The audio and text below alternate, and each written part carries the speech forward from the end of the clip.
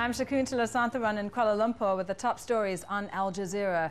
The United States and Russia have completed a spy exchange in Vienna. 10 Russians living as undercover Americans are now back in Moscow. They'd been arrested less than 2 weeks ago and pleaded guilty to acting as unregistered foreign agents. In exchange, 4 Russian prisoners convicted of espionage for the West have been released. 2 of them are to begin new lives in the UK, with the other 2 in the United States.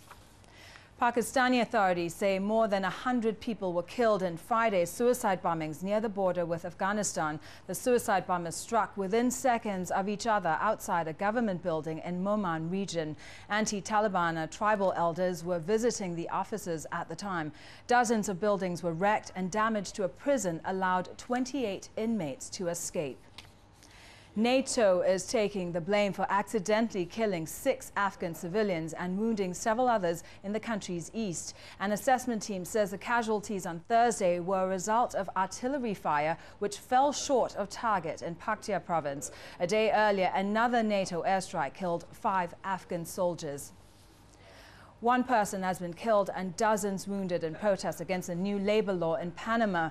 Police clashed with protesters in the west of the Central American country. Authorities said 4 officers were held hostage during the unrest. Unions say the new law weakens their powers and gives companies the right to suspend contracts and replace workers. The U.S. government official in charge of dealing with the oil spill in the Gulf of Mexico says the leak could be completely contained as early as Monday. National Incident Commander Tad Allen says energy giant BP plans to put a new, tighter cap over the blown-out well. But he stressed that this would just contain the spill and the leak won't be stopped until the well is plugged.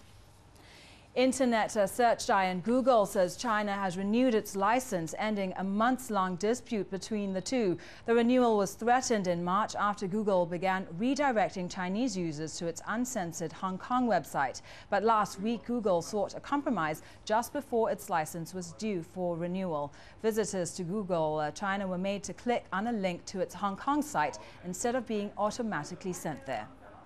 More on our website, aljazeera.net/English.